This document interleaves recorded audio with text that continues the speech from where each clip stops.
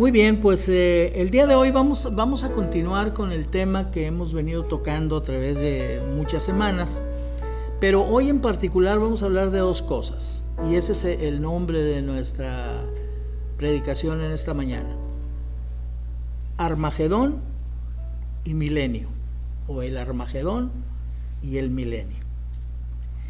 En la participación anterior, si ustedes recuerdan, llegamos al fin de los juicios de Dios sobre la tierra.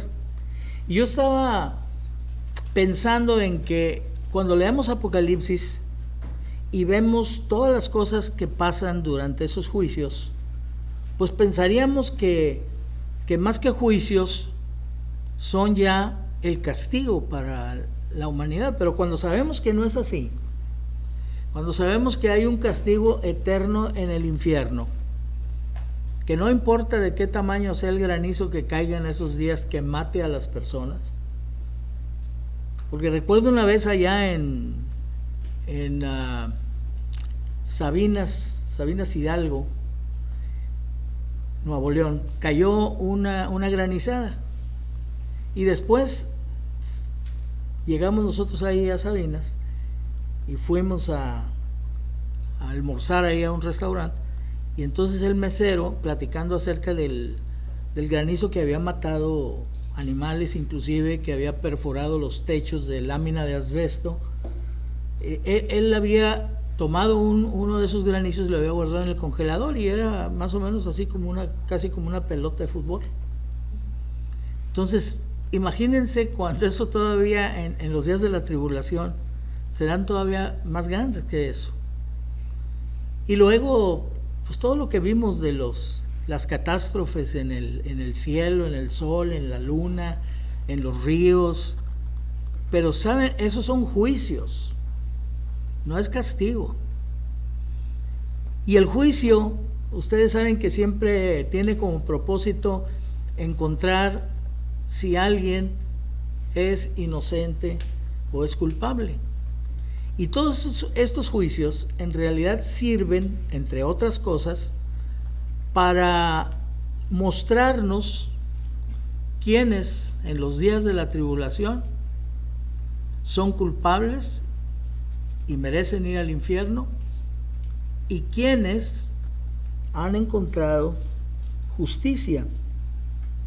Ustedes recuerdan que cuando vimos la última de las trompetas y la séptima copa, pues vimos que hubo una voz del cielo que decía: todo ha sido hecho, todo ha sido realizado, refiriéndose a que la orden que había sido dada a los 7 ángeles de derramar sobre la tierra las 7 copas de la ira de Dios ya se había consumado, o sea, ya se había cumplido esa orden. Dice, esa orden está ahí en Apocalipsis 16:1. Estos juicios de Dios sobre la tierra antes del fin tienen un propósito doble.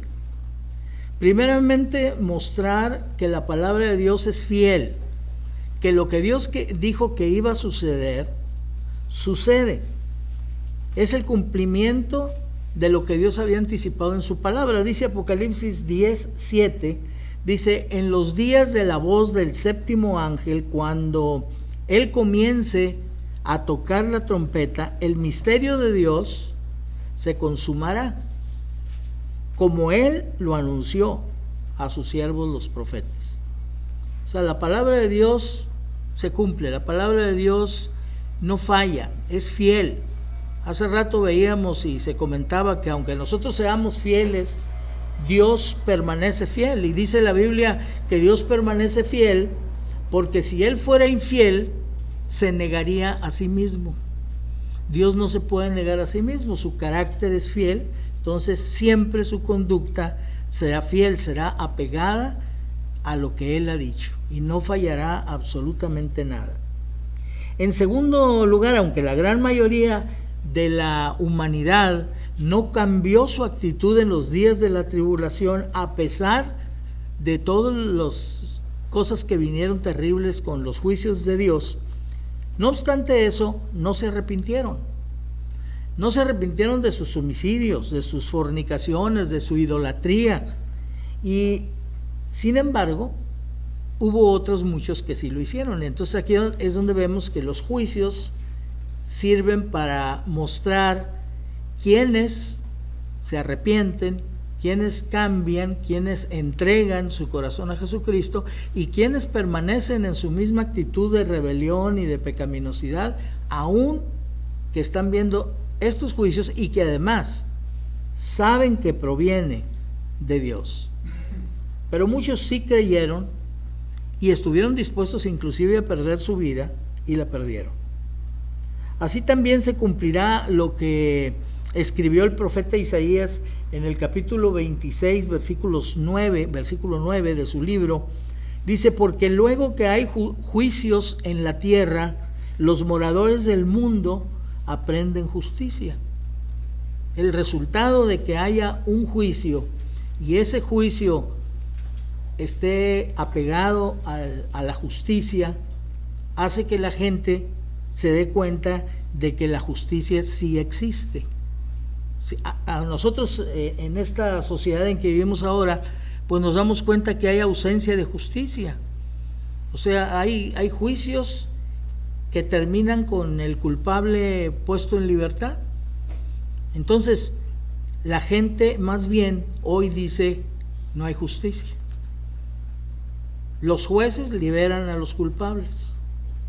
La justicia se vende, la justicia se compra. El que tiene dinero, la compra a favor suyo. El que no la tiene, está allí en la cárcel aún siendo inocente. Ustedes lo saben, hay en México personas con 16 años de estar encarcelados sin recibir todavía sentencia. ¿Cómo puede ser eso?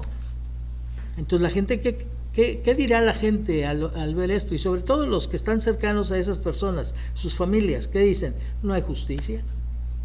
Pero cuando hay juicios de Dios en la tierra, los habitantes del mundo adquieren justicia, aprenden que hay justicia, adquieren el conocimiento de que la justicia sí existe. Y el versículo 10 del mismo libro, del mismo capítulo de Isaías 26, dice: se mostrará piedad al malvado y no aprenderá justicia. En tierra de rectitud hará iniquidad y no mirará a la majestad de Jehová. O sea, no se puede mostrar piedad o misericordia a quien hace lo malo. A quien hace lo malo se le necesita juzgar y necesita recibir las consecuencias de lo malo que ha hecho. De otra manera no aprende justicia y entonces seguirá haciendo maldad. Dice la Escritura: por cuanto no se ejecuta sentencia sobre la mala obra, el corazón de los hijos de los hombres está inclinado a la maldad, está inclinado continuamente a la maldad. No pasa nada, puedo hacer lo que sea y no voy a recibir ningún castigo. Pero en los días de la tribulación hubo gente que no se arrepintió, pero hubo gente que sí aprendió justicia.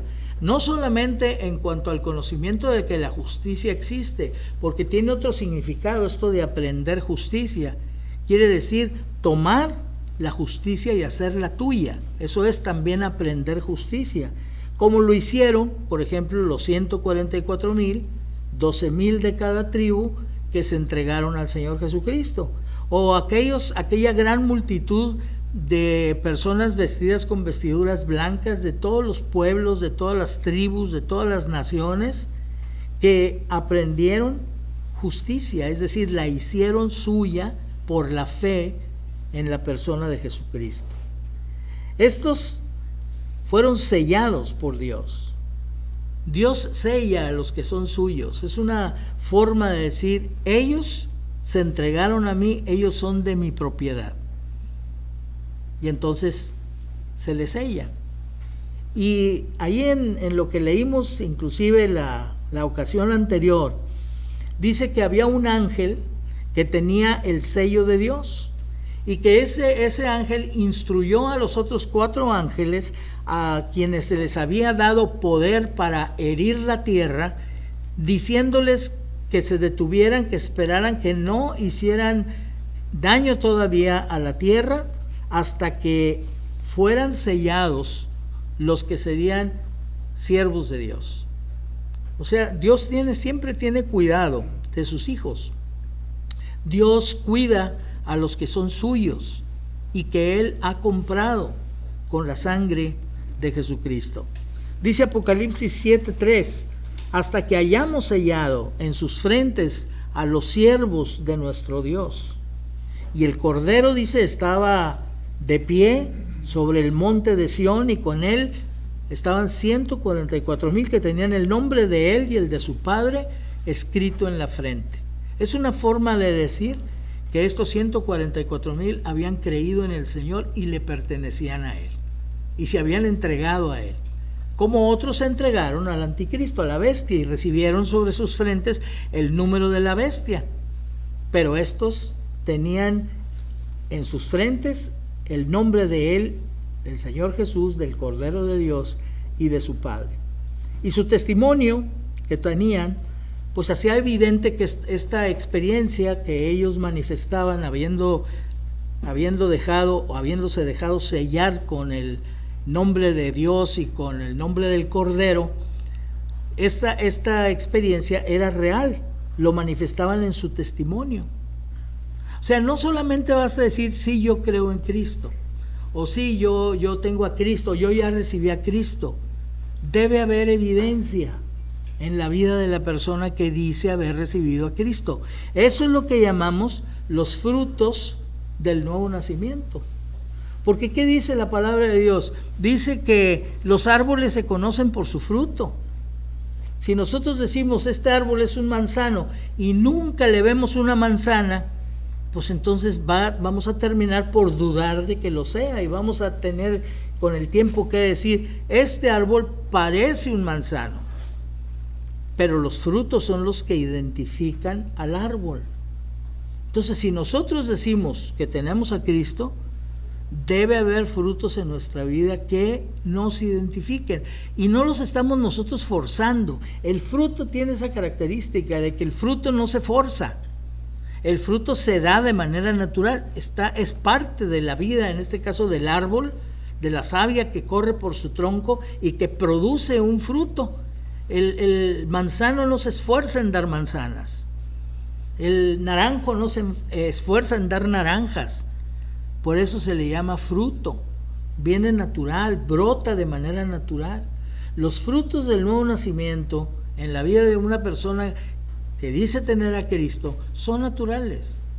No es que se está preocupando por tenerlos. Yo soy cristiano, tengo que traer la Biblia. Digo, traer la Biblia no es un fruto del nuevo nacimiento, estoy mencionándolo como un ejemplo de algo que se puede hacer, pero no nace realmente del corazón. Traigo la Biblia, pero no la leo. Tengo la Biblia en mi casa, o la tengo ahí en el librero, pero no medito en ella, no la memorizo, no la estudio, y si voy a mi reunión, pues ni siquiera la llevo. Fíjense que ahora con eso de que traemos la Biblia en estos aparatos, en el iPad o en el teléfono, pues y hasta el himnario, pues se nos hace fácil ya no traer nada y entramos así, como si nada, ¿sí? Antes iba uno a la reunión y decía uno, mi Biblia, ¿dónde está mi Biblia? Mi corario, lo necesito llevar. Ahora ya no. Pero me pongo a pensar, ¿de veras traerán toda la Biblia así a la mano? Allí en el teléfono o en el iPad, si es que traen un iPad o una tablet, o traerán el himnario ahí también, o simplemente no nos preparamos para la reunión. ¿Por qué? Pues porque a lo mejor no hay el interés suficiente. Hace rato que antes de empezar la reunión estaba platicando con Oscar y eran muy poquitos los que estaban reunidos. Como que ya se ha hecho un hábito llegar tarde. Como que es lo mismo llegar a las 10 en punto o 5 para las 10 para podernos sentar y estar listos a las 10, que llegar a las 10:10 o 10:15. Como que da lo mismo, ¿sí?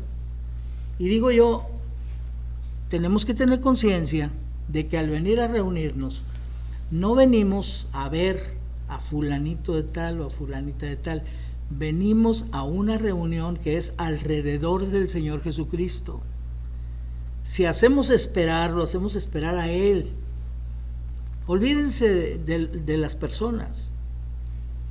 Nos reunimos alrededor de Cristo porque esa es la promesa que Él nos dio. Donde están 2 o 3 reunidos en mi nombre, allí estoy yo en medio de ellos. Entonces aquí está el Señor Jesucristo en medio de nosotros. ¿Por qué lo hacemos esperar?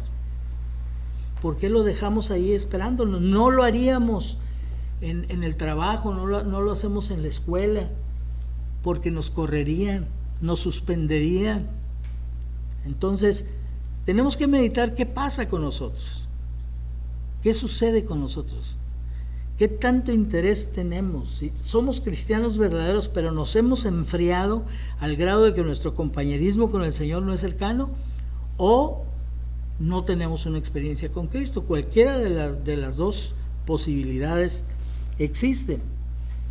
Estas personas que fueron sellados en su frente con el nombre del Padre y con el nombre del Cordero, tenían una vida de testimonio. Estaban vestidos de ropas blancas, que eso no quiere decir que ellos fueron y compraron ropa y la escogieron que fuera blanca. Es una manera de decirte que Dios los vistió de la blancura, de la santidad, al haber perdonado sus pecados y haberles dado la justicia de Jesucristo. Estos que están vestidos de ropas blancas, ¿quiénes son y de dónde han venido? Y fíjense, dice el capítulo 14 de Apocalipsis, versículos 3 al 5, que cantaban un cántico nuevo delante del trono y delante de los 4 seres vivientes y de los ancianos. Y nadie podía aprender ese cántico sino aquellos 144,000 que fueron redimidos de entre los de la tierra. Y bueno, esto es muy interesante porque es una manera de expresar algo, porque en realidad, pues un canto lo escuchamos y de escucharlo lo aprendemos y lo repetimos. Pero este es un canto que brota del corazón y que no se trata de aprenderlo, ¿sí? No lo podían aprender. Es decir, no lo podían imitar, porque se necesita tener vida nueva para alabar al Señor como lo hacían. Los 144,000, ellos no tuvieron problema para cantar ese cántico nuevo, porque ellos también habían creído en el Señor Jesucristo y habían sido redimidos de entre los de la tierra. Ahora, ¿cómo era su vida de estas personas? ¿Había frutos que manifestaban que eran cristianos? Dice, sí, son los que no se contaminaron con mujeres. Estos son los que siguen al Cordero por donde quiera. O sea, obedecen al Señor Jesucristo, son discípulos de Cristo. Fueron redimidos de entre los hombres, fue pagado su rescate con la sangre de Cristo, como primicias para Dios y para el Cordero. Y en sus bocas no fue hallada mentira, pues son sin mancha delante del trono de Dios. Fíjense qué precioso. Estos son los frutos de estas personas, ¿sí? Que mostraban que eran verdaderos creyentes. Después que fue derramada la 7ª copa que vimos la vez pasada de la ira de Dios, tenemos que poner atención en lo que le fue mostrado a Juan en el capítulo 14, versículos 14 al 20, que es el tiempo al cual Jesús se refirió como el tiempo del fin. O sea, los días de la tribulación que estamos viendo, los días en que los juicios de Dios se derraman sobre la tierra, es llamado por el Señor Jesucristo en Mateo 13, del 30 al 39, es llamado el fin del siglo. Es el tiempo en que se llevaría a cabo la siega. El Señor Jesucristo contó la parábola del trigo y la cizaña. ¿Recuerdan ustedes? De que los siervos le dijeron a aquel hombre que tenía un campo de trigo: Señor, tu campo tiene cizaña. ¿Quién la sembró esa cizaña? ¿Por qué está ahí? Tú sembraste trigo. Y entonces viene la explicación de qué es lo que sucede, y dice, bueno, lo que pasa es que un enemigo vino y sembró la cizaña en medio del trigo. Ellos dijeron, bueno, pues entonces la arrancamos la cizaña. Y el dueño del campo dijo, no, déjenla crecer junto con el trigo hasta el día de la siega. ¿Por qué razón dio esta instrucción el dueño del campo? Porque la cizaña y el trigo son plantas muy parecidas, de tal manera que si la arrancaban en ese momento podrían equivocarse y arrancar trigo en lugar de cizaña y dejar cizaña en lugar de trigo. Entonces, ¿por qué hasta el día de la siega? Por lo mismo que decíamos hace rato, por sus frutos los conoceréis, porque el día de la siega es cuando el trigo ya espigó, entonces ya tiene su espiga llena de granos, pero la cizaña no. Entonces, aunque la planta se parezca mucho, la cizaña no da trigo. Entonces ya es muy fácil identificarla. Ahora sí, el día de la siega, arrancamos la cizaña sin ningún problema. Dejad crecer juntamente lo uno y lo otro hasta la siega. Y al tiempo de la siega, dijo el dueño del campo, yo diré a los segadores, recoged primero la cizaña y atadla en manojos para quemarla, pero recoged el trigo en mi granero. Y cuando Jesús explicó esa parábola, fue cuando entonces él dijo, el enemigo de esta parábola que sembró cizaña en el campo de este hombre es el diablo. Y la siega, o el momento de la siega, es el fin del siglo. Y los segadores son los ángeles. Se fijan cómo esa explicación de Jesús, ese cuadro encaja perfecto con lo que estamos viendo en los días de la tribulación, porque fueron ángeles los que fueron enviados a derramar las copas de la ira de Dios y a sonar las trompetas y a quitar los sellos y a ver lo que había en los sellos. Entonces, esto lo mandó el Señor Jesucristo a sus ángeles y se cumple lo que él dijo. Los segadores son los ángeles. Y este momento que se describe entonces en Apocalipsis que estamos viendo es la hora de la siega. Estamos cerca de que llegue la hora de la cosecha. Dios ilustra ese momento con una actividad que ellos conocían muy bien en Israel, que era precisamente la época de la siega, en donde el trigo se cosechaba y se guardaba en los graneros. Así, después de que los juicios de Dios hayan caído sobre la tierra, entonces viene el momento de la siega. Y fíjense que también Dios utiliza otra actividad común en Israel para ilustrar ese tiempo. Y eso es la llamada la época de la vendimia. La vendimia es la cosecha de la uva. Y lo primero que podemos ver es que la viña en el tiempo de la tribulación es el mundo. Dice Apocalipsis 14:18, y salió del altar otro ángel que tenía poder sobre el fuego y llamó a gran voz al que tenía la hoz aguda. Una hoz es un instrumento de labranza, pues para cosechar, para cortar las plantas. Tenía la hoz aguda diciendo, mete tu hoz aguda y vendimia los racimos de la tierra, porque sus uvas están maduras. Y se refiere obviamente a los seres humanos, a los habitantes de la tierra. ¿Qué se hacía en el día de la vendimia? Se cortaba la uva y se vendía, pero había uva que estaba ya madura y esa se ponía aparte para hacer vino, para extraerle el jugo que posteriormente al fermentarse se convierte en vino. Esta actividad era muy conocida en Israel.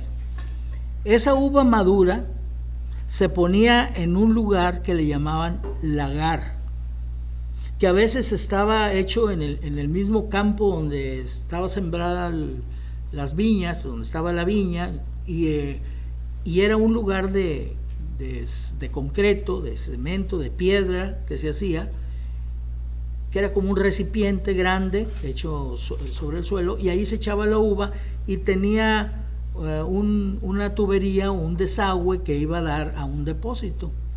Entonces echaban la uva ahí en el lagar, y entonces los obreros que estaban para hacer ese trabajo se subían sobre la uva con sus pies descalzos y la pisaban, y ahí estaban pisándola, y entonces empezaba a escurrir el vino por el ducto hasta llegar al lugar donde estaba almacenado.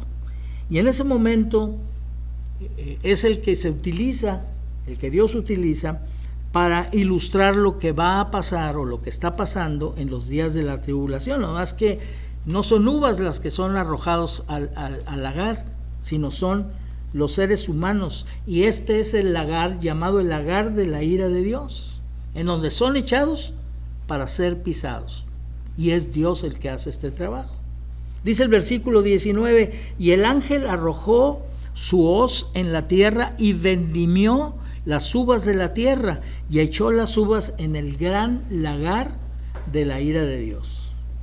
Las uvas arrojadas en este lagar son los hombres malvados, aquellos que se mencionan en Apocalipsis 16, versículos 2 y 9.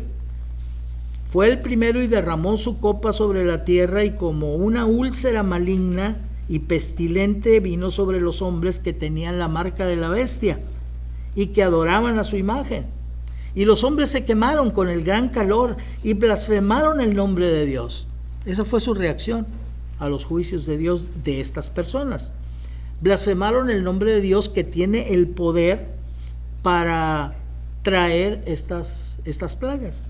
Y no se arrepintieron para darle la gloria a Dios. Y los hombres se quemaron con el gran calor y blasfemaron el nombre de Dios, que tiene poder sobre estas plagas. Y Apocalipsis 9, 20 y 21 dice: y los otros hombres que no fueron muertos con estas plagas, ni aún así se arrepintieron.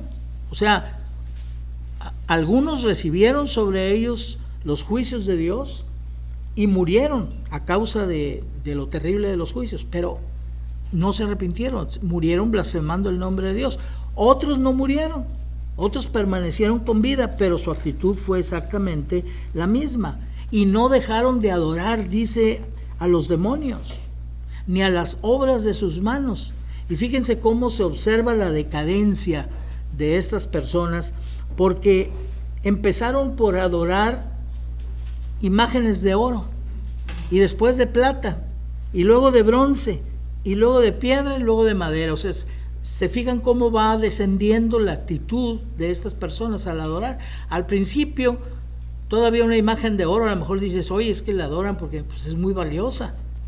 Pero después de plata, y después de bronce, y después de piedra y de madera, o sea, en realidad es una actitud absurda de una persona que no quiere reconocer el poder de Dios, y que Dios es un Dios que merece ser glorificado, porque es un Dios santo, porque es un Dios justo, porque es un Dios misericordioso. Pero ellos siguieron adorando, no obstante los juicios de Dios, estas manifestaciones idolátricas que ellos habían hecho, las cuales no pueden ver, ni oír, ni andar, y no se arrepintieron de sus homicidios y de sus hechicerías, ni de su fornicación, ni de sus hurtos. Estas cosas, estas actividades, esta conducta está presente hoy en nuestros días, pero va en aumento. Y en esos días, aún con los juicios de Dios sobre la tierra, estos hombres permanecieron en esa conducta. Ese lugar donde serán pisadas estas uvas, que representa ese símbolo a los hombres, a estos hombres malvados, es el lugar donde los demonios conducen a los ejércitos del mundo. Fíjense cómo llama mucho la atención que, estando todas estas cosas escritas, sin embargo, el mismo Satanás y los demonios no son conscientes de que ellos las están cumpliendo. Es como la muerte del Señor Jesucristo. siendo que en el Antiguo Testamento hablaba de que el Mesías sufriría en manos de los inicuos, Satanás estaba buscando que mataran al Señor Jesucristo, siendo que era su muerte precisamente lo que iba a traer la salvación. Y él mismo condujo a Judas a traicionar al Señor Jesús. Y él mismo influenció a los soldados romanos y a los sacerdotes judíos para matar al Señor Jesús, que no podía haber sido asesinado de otra manera más que crucificado, porque era el método con el que daban muerte los romanos, que dominaban en ese tiempo a los judíos. Entonces, todo históricamente, circunstancialmente y guiado por Satanás, que no tiene entendimiento, que no es Dios, finalmente sus mismos planes llevaron a cumplir el plan de Dios. Y es lo que vemos exactamente que sucederá en la tribulación, porque los demonios, dice, vamos a leer que dice Apocalipsis 16, versículos 13, 14 y 16, dice: y vi salir de la boca del dragón, que es Satanás, y de la boca de la bestia, que es el anticristo, y de la boca del falso profeta, que es el ayudante religioso del anticristo, 3 espíritus inmundos a manera de ranas, pues son espíritus de demonios, que hacen señales y van a los reyes de la tierra en todo el mundo para reunirlos a la batalla de aquel gran día del Dios Todopoderoso. Y los reunió en el lugar que en hebreo se llama Armagedón. Ese lugar es uno llamado el Valle de Megido, que se encuentra al norte de Palestina. Entonces, fíjense, el Valle de Armagedón es el gran lagar de la ira de Dios. Ahí es donde serán depositados todos, capitanes, reyes, soldados, gente que va a luchar contra el Señor Jesucristo, y el propósito siempre de destruir a Israel. Entonces llegan ahí llevados por Satanás. Es el lugar donde Dios los pisará. Dice que este es el momento en que Dios pisa el lagar de su ira, que se describe en Apocalipsis 19, versículos 11 al 19, y que se conoce como la batalla de Armagedón.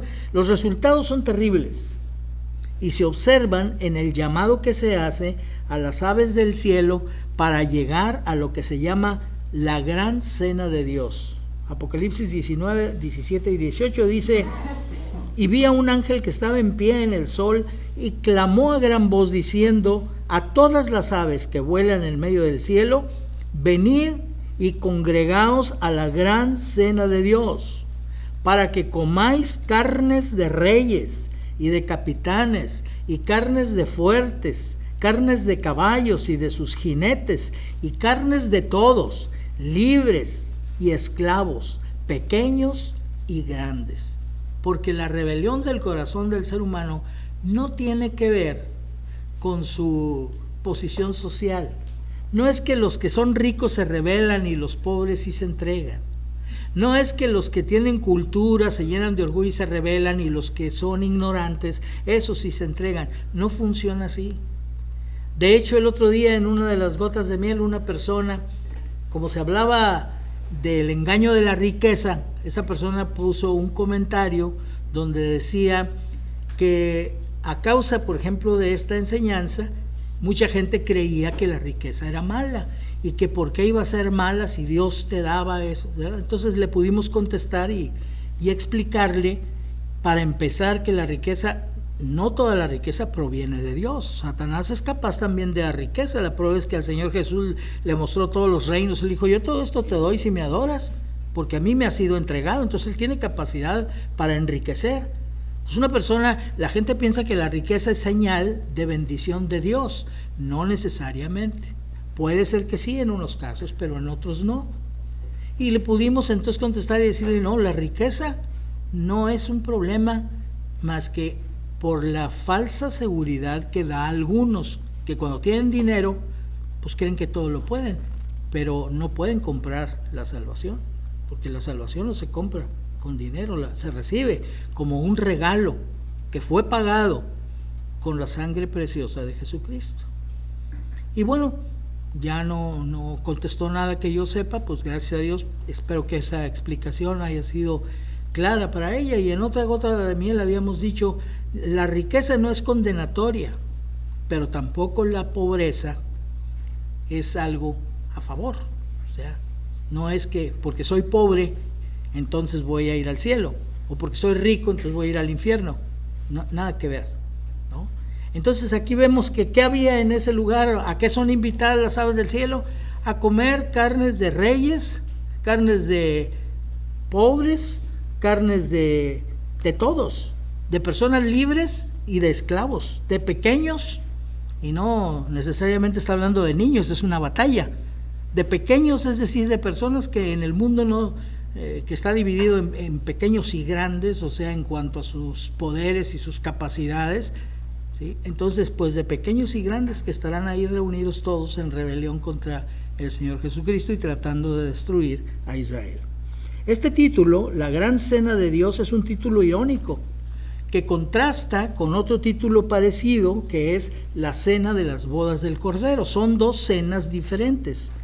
Y decimos que contrasta porque la cena de las bodas del Cordero, es un evento de júbilo que celebra la unión del Señor Jesucristo con su iglesia, la cual Él preparó como un esposo a su esposa. Dice Efesios 5, 25 al 27, dice: maridos, amad a vuestras mujeres como Cristo amó a la iglesia y se entregó a sí mismo por ella para santificarla, habiéndola purificado en el lavamiento del agua por la palabra, a fin de presentársela a sí mismo una iglesia gloriosa, que no tuviese mancha, ni arruga, ni cosa semejante, sino que fuese santa y sin mancha.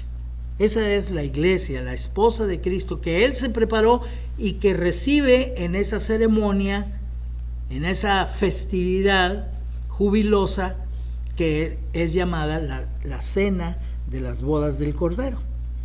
Por eso Apocalipsis 14, 7 y 8 dice: gocémonos y alegrémonos y démosle gloria, porque han llegado las bodas del Cordero y su esposa se ha preparado, y a ella se le ha concedido que se vista de lino fino, limpio y resplandeciente, porque el lino fino es las acciones justas de los santos. Entonces, aquí vemos que la cena de las bodas del Cordero es un evento de júbilo, pero la gran cena de Dios es un festín para los buitres, es un festín para las aves de rapiña, a las cuales se invita, como leímos antes: vengan a comer carnes de reyes, de capitanes, de caballos y sus jinetes, de este lugar llamado el lagar de la ira de Dios, del cual no escurre vino, sino escurre sangre. Dice: sangre hasta los frenos de los caballos. Imagínense la altura de un caballo. ¿A qué altura va el freno? A la altura del hocico. Sangre hasta la altura de los frenos de los caballos. Apocalipsis 14, 20 dice: y fue pisado el lagar fuera de la ciudad, y del lagar salió sangre hasta los frenos de los caballos por 1600 estadios. Un río de sangre es una medida lineal, los estadios. Un río de sangre que se extiende por 1600 estadios, es decir, aproximadamente 288 kilómetros. Entonces, esta es la cena del Señor, la gran cena del Señor. No es un momento de júbilo, es un festín para que lo disfruten las aves de rapiña. Concluida la batalla de Armagedón, entonces la Trinidad satánica, que está constituido por la bestia, el anticristo y el diablo, la bestia, que es el anticristo, el falso profeta y el diablo, son apresados. Los tres son hechos presos, pero el anticristo y el falso profeta, o la bestia y el falso profeta, son arrojados al lago de fuego. Dice Apocalipsis 19:20, y la bestia fue apresada y con ella el falso profeta, que había hecho delante de ella las señales con las cuales había engañado a los que recibieron la marca de la bestia y habían adorado su imagen. Estos dos fueron lanzados dentro de un lago de fuego que arde con azufre. O sea, ahí termina el anticristo y el falso profeta. son arrojados al lago de fuego. Por otra parte, Satanás también es aprehendido, pero él es atado. Es atado por un ángel que desciende del cielo con una cadena y con una llave, y dice que es la llave del abismo. Y ahí en el abismo, este ángel encierra a Satanás. Y allí permanecerá durante 1000 años, encerrado en ese lugar. Esto nos dice Apocalipsis 20, del 1 al 3. Vi a un ángel que descendía del cielo con la llave del abismo y una gran cadena en la mano, y prendió al dragón, la serpiente antigua que es el diablo y Satanás, y lo ató por 1000 años. Y lo arrojó al abismo y lo encerró, y puso su sello sobre él para que no engañasen más a las naciones. Puso su sello en el abismo para que nadie pudiera abrir y sacar de ahí a Satanás. Y ahí estuvo encerrado 1000 años para que no engañe más a las naciones. Estos eventos finales de la tribulación son a los que se refiere Apocalipsis 14:15, llamándoles la hora de cegar, y se refiere también a ellos Juan el Bautista, cuando hablando de Jesús en Lucas 3:47 dijo: su aventador está en su mano. El aventador es una herramienta que se utiliza cuando se cosecha, por ejemplo, el trigo, porque después de que se ha cortado, se levanta con el llamado aventador, se avienta al aire, y entonces el aire se lleva la paja, que es lo más livianito, y entonces cae el trigo. Y así es como hacen para separar el trigo de la paja, ¿sí? Por eso dice la Escritura en el Salmo 1 que los malos son como el tamo que arrebata el viento, ¿no? O sea, el tamo es esa parte livianita que se separa pues del trigo en la cosecha, y que cuando la avientan el viento se la lleva, que no tiene estabilidad, que no se va a guardar en el granero, sino se va a quemar, se acumula y luego se quema. Pues dijo Juan el Bautista, hablando de Jesucristo en Lucas 3:17, dijo: su aventador está en su mano, y limpiará su era, y recogerá el trigo en el granero, y quemará la paja en fuego que nunca se apagará. Juan estaba hablando de estos acontecimientos que ocurrirían en el fin del siglo. Así llamó Jesús a este tiempo. En esa parábola que vimos del trigo y la cizaña se refirió a este tiempo de la siega como el fin del siglo, que es el fin de la tribulación. Y sabemos que se refería a este tiempo porque lo confirman sus palabras cuando dice que él enviaría a sus ángeles a cegar la tierra y a separar el trigo, que llamó los hijos del reino, de los hijos del malo, los que sirven de tropiezo y hacen iniquidad, echándolos al fuego, donde será el lloro y el crujir de dientes. Y esto es precisamente lo que leemos en Apocalipsis 14, versículos 14 y 16. Miré, y aquí una nube blanca, y sobre la nube uno sentado semejante al Hijo del Hombre. Y el que estaba sentado sobre la nube metió su hoz en la tierra, y la tierra fue cegada. Dentro de la explicación de esta parábola que dio Jesús del trigo y de la cizaña, en donde menciona que es el momento de la siega, que es el fin del siglo, en donde menciona que los malos son separados de los hijos del reino y que serían unos arrojados al fuego, donde sería el lloro y el crujir de dientes, mientras que los justos resplandecerían como el sol en el reino de su Padre. Ese momento en especial, el momento de separar el trigo de la cizaña, el momento de separar a los hijos del reino de los malos, para poner a estos en el fuego eterno y para que estos brillen como el sol en el reino de Dios. Ese momento especial Jesús lo describió en Mateo capítulo 25, versículos 31 al 46, donde representó ese momento con la figura de un pastor que aparta a las ovejas de los cabritos.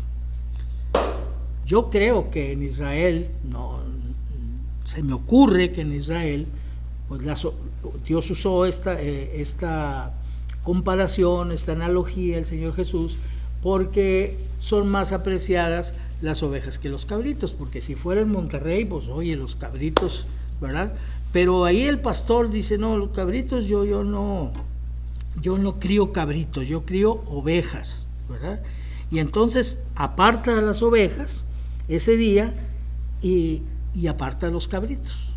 ¿Y qué pasa con los cabritos? Bueno, pues los cabritos son echados fuera, representan a los que no tienen a Cristo, porque esto es una cosa importante. Cuando termina la tribulación, después de la batalla de Armagedón, va a quedar gente con vida.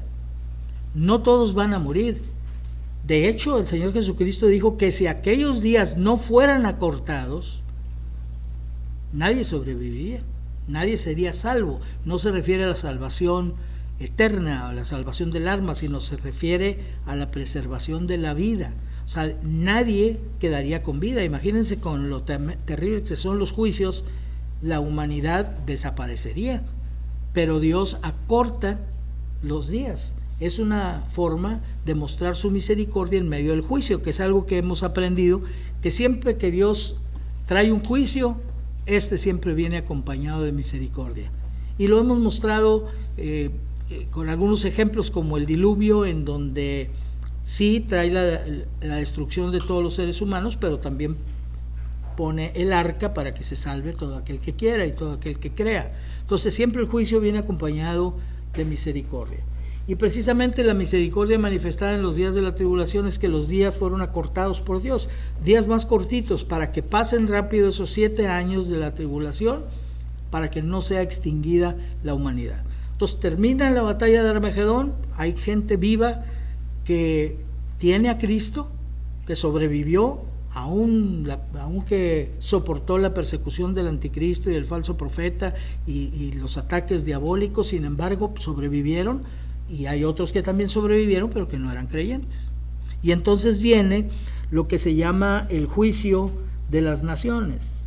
Entonces, ese día hay diferentes tipos de personas. O sea, están los cabritos, que son las personas que no tienen a Cristo, que no se convirtieron, no obstante todo lo que vivieron en la tribulación. Están los que sí recibieron a Cristo, que son representados por las ovejas. Pero también estamos todos los que hayamos ido con Cristo a recibirlo en el aire, cuando la primera parte de su advenimiento, cuando Él viene nada más hasta el aire, y son arrebatados los cristianos vivos, transformando sus cuerpos el Señor, y los cristianos que habían muerto resucitan y son dotados de cuerpos nuevos, y juntos van a recibir al Señor en el aire. Y entonces cuando el Señor Jesús viene para derrotar en la batalla de Armagedón al diablo y a todos los que juntaron en el valle de Armagedón, y luego tener el juicio de las naciones, todos los que partieron con Él descienden, pero ellos traen todos cuerpos nuevos, es decir, que no tienen limitaciones como tenemos actualmente. Algunos se preocupan y dicen, ¿y vamos a poder comer en ese tiempo? Sí, la única ventaja es que no vas a tener que tener báscula, o sea, no va a haber problema, porque vas a comer porque algo te guste, no vas a tener problema de que aumenté de peso y que aumentaron los triglicéridos y todo eso. No, es un cuerpo nuevo, cuerpo perfecto, entonces no vas a tener ningún problema, vas a poder disfrutar de la creación de Dios, de las cosas que Dios hizo para que nosotros disfrutáramos de ellas. Vamos a entrar al milenio, pero no vamos a tener nosotros ningún problema, vamos a participar con el Señor Jesucristo en su reinado, ¿sí? A lo mejor me voy a encontrar algunos de ustedes que van a ser gobernadores de Nuevo León y presidentes municipales de Monterrey, quién sabe. Bueno, dirán, ¿y por qué de Monterrey? Pues de Tijuana. Pues sí, puede ser. ¿Por qué? Porque los creyentes que parten con el Señor Jesús reinan juntamente con Él. Pero los cristianos, las ovejas que entran al milenio, que son creyentes, que no tienen cuerpos nuevos, son salvos, pero no tienen cuerpos nuevos. Ellos se van a casar y van a tener hijos, ¿sí?, durante todo este periodo del milenio. Y entonces dice aquí en Apocalipsis 24, y vi tronos y se sentaron sobre ellos los que recibieron facultad de juzgar, y vi las almas de los decapitados por causa del testimonio de Jesús y por la palabra de Dios, los que no habían adorado a la bestia ni a su imagen. que no recibieron la marca en sus frentes ni en sus manos, y vivieron y reinaron con Cristo 1000 años. Entonces, este es otro evento que sucede ahí en el momento del juicio de las naciones. Resucitan los creyentes, los que se convirtieron en la tribulación y murieron en la tribulación, y también a ellos les son dados cuerpos nuevos. Entonces ellos entran al milenio también, igual que los creyentes que partieron con el Señor Jesús. Nada más que los que partieron con el Señor Jesucristo forman la iglesia. Entonces, si la iglesia ya partió con el Señor Jesús y ya se celebraron allá las bodas del Cordero, pues entonces estos son creyentes, no forman parte de la iglesia, pero son creyentes con cuerpos nuevos, porque resucitan allí en ese momento del juicio de las naciones. Entonces tenemos cuando menos 3 tipos de creyentes diferentes, ¿no? Los que tienen cuerpos glorificados, que partieron con Cristo en la primera parte de su advenimiento, cuando llega solo hasta el aire; los que murieron durante la tribulación y resucitan ahí, forman parte de la primera resurrección. La primera resurrección se efectuó cuando Cristo vino hasta el aire, pero no está completa. Se completa con estos que resucitan antes de entrar al milenio. Todos forman la primera resurrección. Hay una segunda resurrección, pero eso es exclusivamente para incrédulos, y de eso lo hablaremos después.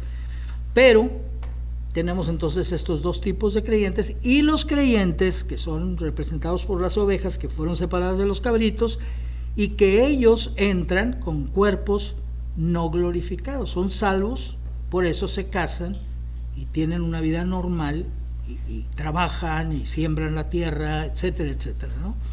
Entonces, así se cumple lo que dijo a las almas que vio Juan bajo el altar. ¿Se acuerda que Juan vio almas bajo el altar en Apocalipsis 6, 10 al 11, que clamaban, que estaban clamando diciendo: ¿hasta cuándo, Señor santo y verdadero, no juzgas y vengas nuestra sangre? Ellos murieron durante la tribulación, en los que moran en la tierra, y se les dieron vestiduras blancas, y se les dijo que descansaran todavía un poco de tiempo, hasta que se completaran el número de sus consiervos y sus hermanos, que también habían de ser muertos como ellos.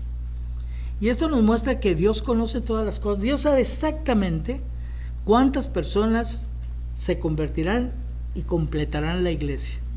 Él sabe cuántas personas se convertirán en los días de la tribulación. Y entonces en ese momento, cuando Juan vio estas almas personas que estaban clamando al Señor: ¿hasta cuándo? ¿Sí? Cuando Juan vio esto, se enteró que estos habían muerto, pero que todavía habría otros que morirían también como ellos. Y el Señor dice: espérense un poquito de tiempo hasta que se cumpla, hasta que se completen todos los que van a morir con Cristo en su corazón en los días de la tribulación. En Mateo capítulo 25, versículos 31 al 46, Jesús se refirió entonces al juicio de las naciones después de la batalla de Armagedón, cuando se están separando a las ovejas de los cabritos. Y es muy interesante observar ese pasaje, porque dice Mateo 25, 31: cuando el Hijo del Hombre venga en su gloria y todos los santos ángeles con él, entonces se sentará en el trono, en su trono de gloria. Entonces en la primera parte, ¿se acuerdan? Vino nada más hasta el aire, pero aquí regresa después de la batalla de Armagedón hasta la tierra para sentarse en su trono de gloria, para inaugurar su reino milenial. Jesús dijo que ese momento vendría para sentarse en el trono de gloria. Recordemos que cuando el ángel anunció el nacimiento de Jesús a María, le dijo en Lucas 1:32: este será grande y será llamado Hijo del Altísimo, y el Señor Dios le dará el trono de David su padre. Jesús es descendiente de David, y había una promesa de que él se sentaría en el trono de David, que tuvo David, para siempre. Y eso ocurre precisamente cuando se inicia el milenio. Ese es el momento cuando Jesús inaugura su reino de 1000 años. Ahora, no nos equivoquemos, el reino de Cristo nunca terminará. Este periodo de tiempo llamado milenio es un periodo de tiempo específico que dura 1000 años, porque termina ese evento y vienen otros eventos después, de los cuales hablaremos la próxima vez.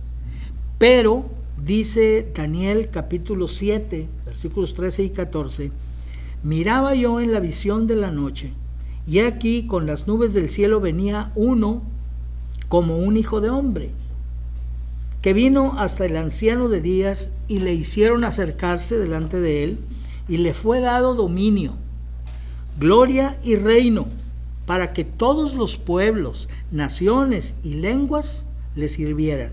Su dominio es dominio eterno, que nunca pasará, y su reino nunca será destruido. O sea, Jesús, una vez que inaugure su reino milenial, reinará por siempre, eternamente, aún después de que el milenio termine. Recordemos que Jesús, hablando de los días en que los juicios de Dios vendrían sobre la tierra, mencionó ese acto de misericordia de los días acortados por Dios. En Marcos 13:20 dice: si el Señor no hubiese acortado aquellos días, nadie sería salvo, nadie quedaría con vida, mas por causa de los escogidos que Él escogió, acortó aquellos días. De modo que al terminar la tribulación tenemos estos grupos de personas diferentes que ya hemos mencionado. Y el juicio de las naciones se lleva a cabo, y Jesús en Mateo capítulo 25, una de las cosas que Él revela es cuál será el criterio para reconocer a las ovejas y a los cabritos. Hoy hablábamos de los frutos del nuevo nacimiento. ¿Cuáles son los frutos del nuevo nacimiento hoy? ¿Qué esperas tú ver cuando tú le hablas de Cristo a una persona y esa persona profesa recibir a Cristo? ¿Tú qué esperas ver en él? Porque hay frutos que, si es verdad su decisión, tienen que venir frutos que les llamamos los frutos del nuevo nacimiento. ¿Qué esperas ver en él? Mínimo que tenga interés en conocer la palabra de Dios. Yo me acuerdo cuando yo recibí a Cristo, tenía 16 años, no era mucho lo que entendía, pero leía yo la palabra de Dios y me venían muchas preguntas. ¿Y esto por qué? ¿Y esto qué significa? Entonces iba y preguntaba: oye, fíjate que estoy leyendo aquí, ¿y esto que dice aquí a qué se refiere? ¿Y cómo es esto? ¿Y cómo es aquello otro? Yo tenía interés en saber. Y eso he visto en todos los que son verdaderos creyentes, he visto ese interés en conocer la palabra de Dios. ¿Por qué? Porque en ella tenemos la voluntad de Dios. Si yo quiero obedecer a Dios, pues tengo que saber qué es lo que Él quiere. Si no sé lo que Él quiere, ¿cómo voy a saber si estoy haciendo lo correcto o no? Entonces, amor por la palabra de Dios es un fruto del nuevo nacimiento. Ese amor se manifiesta en las 5 cosas que hemos dicho: leer la palabra de Dios, meditarla, memorizarla, escucharla y estudiarla. Esas 5 cosas te dan una aprehensión de la palabra de Dios más fuerte. Se ha ilustrado con la mano que coge un libro. Si lo coges con 2 dedos, se te va a caer en un determinado momento. Si lo coges con 3, vas a tener más aprehensión. Si lo coges con 4, pues vas a tener más. Si lo coges con los 5 dedos, entonces vas a sujetar el libro de una mejor manera. Entonces se utiliza para ponerle a cada uno de los dedos, precisamente una de las cosas que hacemos con la palabra de Dios: leerla, memorizarla, meditarla, estudiarla y escucharla. Y entonces podremos tener una mejor aprehensión de la palabra de Dios. Pero también otro fruto del nuevo nacimiento es que amas a los que, como tú, han entregado su corazón a Cristo. ¿Por qué? Porque encuentras primero que son parte de la misma familia, que tienen un mismo Padre celestial, que tienen un mismo hermano mayor, que es el Señor Jesús, que además comparten todas las cosas, el anhelo, el deseo de servir al Señor, de edificarse mutuamente. Pero otro fruto del nuevo nacimiento es que la persona se empieza a interesar en la salvación de otros, en la salvación de sus familiares. Si están casados, pues de su cónyuge, si no es cristiano o cristiana, de sus hijos, de sus padres, de sus compañeros de trabajo, de sus compañeros de escuela. Y entonces va testificando por todas partes porque comparte el evangelio, porque ama las almas, porque agradece que un día alguien le habló a él. Y dice: si alguien un día me habló a mí, por eso yo soy salvo, pues yo tengo que hablarles a aquellos que están perdidos. Oye, pero se enojan conmigo, ya no me quieren hablar. Es el riesgo. Sí, siempre va a haber ese riesgo. Hay amigos que vas a perder, puede ser que pierdas familiares, puede ser que pierdas el trabajo, y hay algunos lugares en donde inclusive pierden la vida las personas, pero no por eso reniegan o rechazan el entregarse a Cristo. Entonces ahí tenemos otro fruto del nuevo nacimiento. Ahora, esta persona quiere que el evangelio se extienda. El Señor Jesucristo dijo ir por todo el mundo y predicar el evangelio a toda criatura. Bueno, yo no puedo ir porque tengo mi trabajo, porque tengo mi familia, pero yo puedo orar por ellos. Yo oro por los misioneros y me identifico con ellos, y si puedo también participo económicamente en su sostenimiento, porque cuando tú participas en la obra de Dios, ya sea con tus ofrendas o ya sea con tus oraciones, el fruto que venga de ese trabajo también a ti te va a contar. Dios no es injusto, dice la Escritura, para olvidar las cosas que tú haces por amor a Él. Por eso todo lo que tú hagas tiene que ser como fundamento, tiene que tener como fundamento obedecer a Jesucristo. Lo hago por eso. No lo hago para quedar bien con nadie. No lo hago para calmar mi conciencia. No lo hago porque pues me obligan. No, lo hago porque quiero agradar a Jesús, porque yo sé que a Él le gusta que yo haga eso. Es lo que Él quiere que yo haga. Él me quiere utilizar.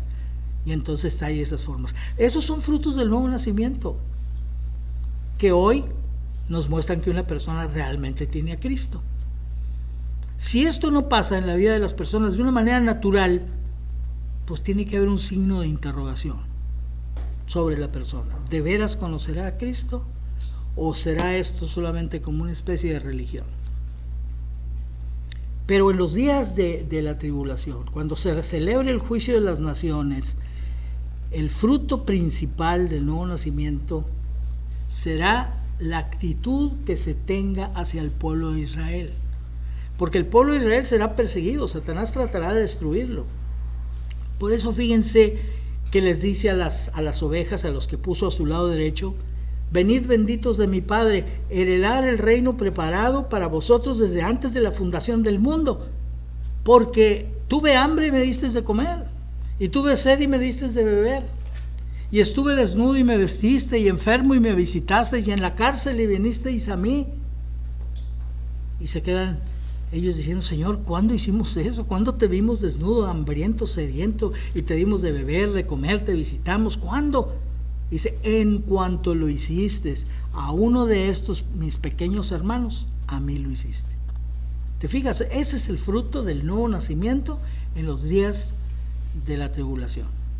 Y en el juicio de las naciones eso identificará a las ovejas. Y con los cabritos pasó exactamente lo contrario, ¿sí? Mandó a los cabritos al infierno, al fuego eterno, preparado para el diablo y sus ángeles. ¿Por qué? Porque tuve hambre y no me dieron de comer, y tuve sed y no me dieron de beber, y estuve desnudo y no me vistieron, y enfermo y no me visitaron, y en la cárcel y no vinieron a mí. ¿Cuándo, Señor, hicimos eso? En cuanto a no lo hicieron con uno de estos mis pequeños hermanos, no me lo hicieron a mí. Entonces quiere decir que el centro de todo lo que nosotros hacemos debe ser el Señor Jesucristo. ¿Por qué ayudo a esta persona? Porque el Señor Jesucristo me ordena que yo tenga cuidado, que comparta, que si tengo algo que dar, no me niegue a darlo. Que si una persona dice: si alguien te pide y tienes, dale. No le niegues el darle. Eso es algo que Dios quiere. Muchas personas hoy protestan, inclusive cristianos, no lo puedo entender, pero hay cristianos que critican a este gobierno que tenemos ahora porque ayuda a los pobres flojos y les da dinero a los flojos, cuando en la Escritura vemos el cuidado que Dios tiene por los pobres. En Israel, Él hizo que la gente que sembraba, cuando cosechaban, decían: no se lleven todo, dejen algunas cosas para que los pobres vengan y entonces recojan algo para ellos. Dios tiene cuidado de los pobres. Si tú tienes cuidado de los pobres por amor a Jesucristo, estás haciendo algo bueno. No estás ganando tu salvación. Nadie puede ganar la salvación con eso ni con nada. Estás manifestando que tienes a Cristo, que amas a Cristo y que quieres hacer su voluntad. Entonces, es muy importante que entendamos que el centro de todo lo que hacemos, la razón de todo lo que hacemos debe ser el Señor Jesucristo. Testifico porque estoy agradecido con el Señor Jesús, porque lo amo y porque Él me dice: a todo el que me confiese delante de los hombres, le confesaré yo también delante de mi Padre que está en el cielo. Y a todo el que me niegue delante de los hombres, yo también lo negaré. Señor, ¿te acuerdas, Señor, que nosotros echamos fuera demonios y hicimos cosas buenas? Nunca os conocí. Apartaos de mí, obradores de maldad. Entonces, obedezcamos al Señor Jesús para que seamos identificados como verdaderos creyentes, para tranquilidad nuestra, no para agradar a nadie, para tranquilidad nuestra. Y en esos días, precisamente, la actitud hacia los israelitas será la manifestación de tener a Cristo o de no tener a Cristo, ¿sí? Lo que hagas a estos israelitas perseguidos por causa de Cristo, no por su raza, sino porque cuando el anticristo los traicionó y rompió el pacto, ellos se dieron cuenta que Jesús era el verdadero Mesías. Y entonces creyeron en Él y le siguieron, y entonces los persiguió el anticristo. Y tú los cuidas y tú los guardas, me refiero a los creyentes en la tribulación, entonces estás dando muestra de que pones en riesgo tu vida misma, porque tú tienes a Cristo, porque tú eres una oveja. En Mateo 25:41 dirá entonces a los de la izquierda: apartados de mí, les dice a los cabritos, malditos, al fuego eterno preparado para el diablo y sus ángeles, e irán estos al castigo eterno y los justos a la vida eterna. Oye, a ver, las ovejas, ¿qué no van a entrar al milenio? Sí. ¿Y por qué dice que los justos a la vida eterna? Porque el milenio ya es parte de la vida, ellos son salvos. Ellos van a tener hijos, pero no van a perder la salvación. Se van a casar y se van a dar en casamiento y van a cultivar la tierra, pero no van a perder su salvación. Entonces ya ellos están entrando al milenio, ya tienen vida eterna. Entonces entran a la vida eterna. No sabemos qué va a pasar con ellos después. Al menos yo no lo sé. ¿Qué va a pasar con ellos cuando el milenio termine? Porque estos creyentes tienen cuerpos, ¿sí?, que sí pueden morir. No sé qué va a pasar, no recuerdo yo haber leído nada al respecto en las Sagradas Escrituras. ¿Habrá alguien que explique de su ronco pecho? ¿Quién sabe? Puede ser que sí, porque no falta, ¿verdad? Entonces, una vez que se termine el juicio de las naciones, se da lugar a la toma de posesión de Jesucristo, de su reino sobre la tierra, que nunca más se encontrará en ninguna otras manos que no sean las suyas. Entonces la tierra y sus habitantes experimentarán todo lo que siempre han deseado, todo lo que siempre hemos deseado en este mundo y que ningún gobierno ha podido conseguir y ningún gobierno podrá conseguir. Pero en los días del milenio el hombre lo experimentará. Y está revelado en la Escritura. En Isaías capítulo 11, versículos 1 al 10, por ejemplo, habla de David, habla de Jesús mencionándolo como una vara del tronco de Isaí. Isaí era el padre de David. Y un vástago retoñará de sus raíces. Es una referencia a la relación de Jesús con el rey David. Reposará sobre él el espíritu de Jehová, espíritu de sabiduría y de inteligencia, espíritu de consejo y de poder, espíritu de conocimiento y de temor de Jehová. Pues claro, imagínense una persona con todo esto si no va a tener un reino de justicia, ¿sí? Si los gobernantes hoy gobernaran con el conocimiento de Jehová, con el conocimiento de Dios, y tuvieran con ellos el Espíritu de Dios y la sabiduría de Dios que tomaran de su palabra y la inteligencia para aplicarla, pues tendríamos un mundo bien diferente. Jesús tiene todas estas cosas. Y Dios le hará entender diligente en el temor de Jehová, ¿sí? Dios trabaja, porque es Jesús. Acuérdense que Jesús es una persona que tiene, ahora sí que dos naturalezas, una naturaleza perfectamente humana y una naturaleza perfectamente divina. Y la naturaleza humana de Jesús siempre aprenderá. Y la naturaleza divina lo sabe todo, pero la naturaleza humana siempre aprenderá. Y entonces Dios le hará entender diligente en el temor de Jehová. no juzgará según la vista de sus ojos. Claro, ¿qué dice el dicho popular? Ojos vemos, corazones no sabemos. Pero Jesús sí conoce los corazones. Jesús no se va a guiar por lo que ven sus ojos. La parte divina de Jesús sabe lo que el hombre piensa, sabe los pensamientos del corazón de los hombres. No juzgará de acuerdo a lo que vean sus ojos o lo que escuchen con sus oídos, sino que juzgará con justicia a los pobres. Fíjense otra vez la mención que Dios siempre tiene en mente a los pobres.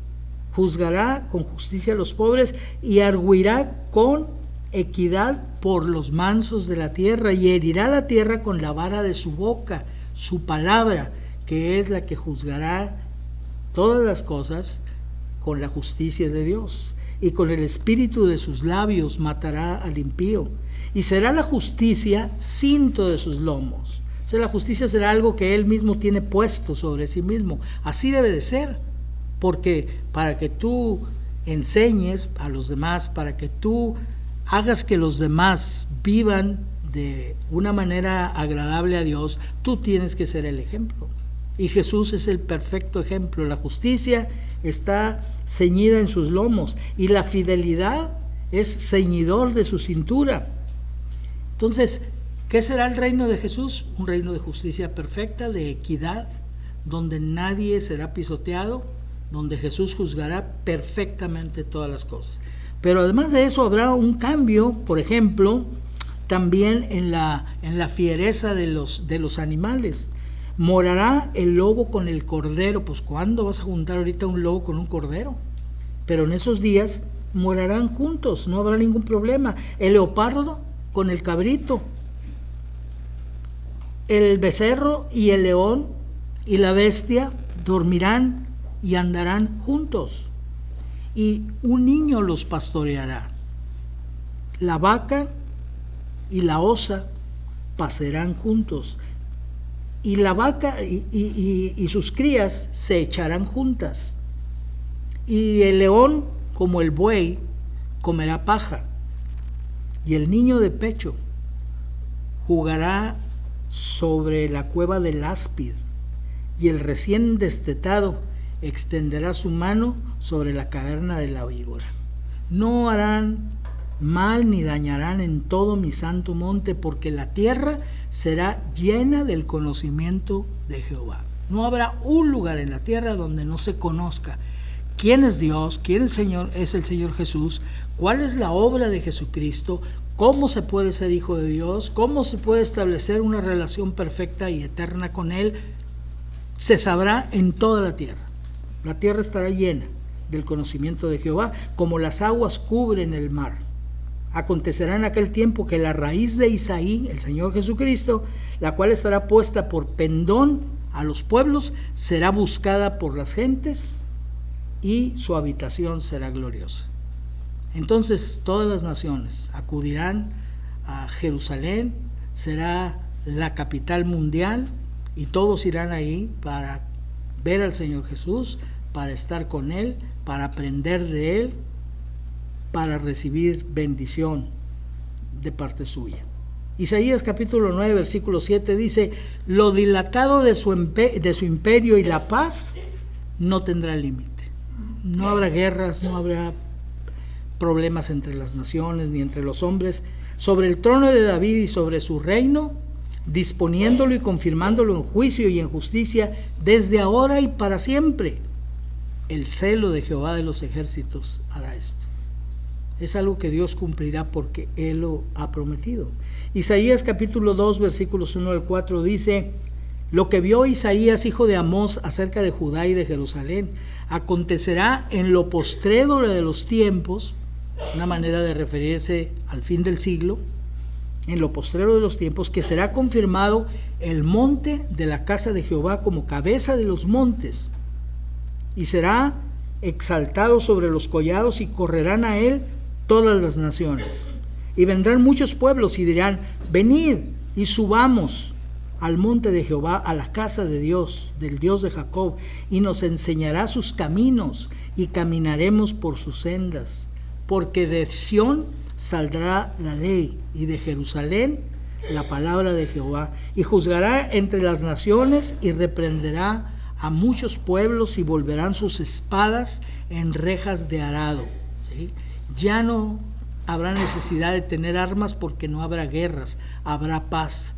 Y los metales de las armas se convertirán en instrumentos de arado, en lanzas, en hoces, y sus lanzas en hoces. No alzará espada nación contra nación, ni se adiestrarán más para la guerra. ¿No queremos todo eso? ¿No se ha querido siempre todo eso? Nunca se ha logrado y nunca se logrará hasta que Jesucristo reine. Finalmente, Isaías 65:20 dice: no habrá más allí niño que muera de pocos días. Hoy en día mucha gente dice: oye, lo que yo no entiendo es por qué se mueren niñitos, por qué mueren en accidentes, por qué les dan enfermedades terribles a niños pequeños. Bueno, en esos días del milenio eso no pasará. Hoy el pecado afecta todo. Son los resultados de la conducta pecaminosa del hombre. No es que eso es lo que Dios quiere, ni es el plan original de Dios. Y la prueba es que regresando, en el milenio regresarán las cosas al plan original de Dios. Y entonces no habrá ahí niño que muera de pocos días, ni viejo que sus días no cumpla, porque el niño morirá de 100 años, o sea, regresará a la longevidad. A los 100 años todavía una persona será considerado un niño. El niño morirá de 100 años y el pecador de 100 años. El que llegue a tener 100 años en el milenio de edad sin haber entregado su corazón a Cristo será maldito. Ya no habrá remedio. Si con todo este reino de justicia, paz, equidad, con la persona del Señor Jesucristo reinando, la gente no se convertirá, dice, si a los 100 años no se ha convertido, ya no se convertirá. El pecador de 100 años será maldito. Entonces, toda esta gente que está en el milenio, que no obstante todo lo que le rodea, todas las bendiciones y bondades que hay, no se entrega a Cristo, no se va a rebelar, no va a manifestar su incredulidad. Ahí va a estar. Ahí va a estar. Ahora sí que comentaba yo ayer con Laurita y le decía que siempre me ha parecido que esa situación es como en esas empresas donde hay mucha gente inconforme con la empresa, pero tienen miedo de manifestarlo. No, pues nos van a correr, vamos a perder el trabajo, entonces no tiene caso, mejor aguantamos. Hasta que llega un lidercillo por ahí y entonces empieza a grillar, ¿no? Y empieza a decir, ¿qué pasó? Pues ¿por qué no se rebelan? Y entonces toma el liderazgo y los manda a huelga y pone un sindicato y ¿sí? Y eso pasará cuando el milenio termine. Todos los inconformes que estarán ahí calladitos, pero sin un corazón entregado a Cristo, tendrán un líder que los levantará en contra de Jesús. Estos son los días de el Armagedón y el reino milenial. Es triste lo que pasará cuando Dios pise el lagar de su ira en el valle de Megiddo, pero es muy maravilloso lo que pasará cuando inaugure su reino el Señor Jesús. Gracias a Dios porque tenemos la certeza, los que tenemos a Cristo, de que vamos a partir con Jesús cuando Él venga en el aire y allí lo vamos a recibir. Que Dios los bendiga.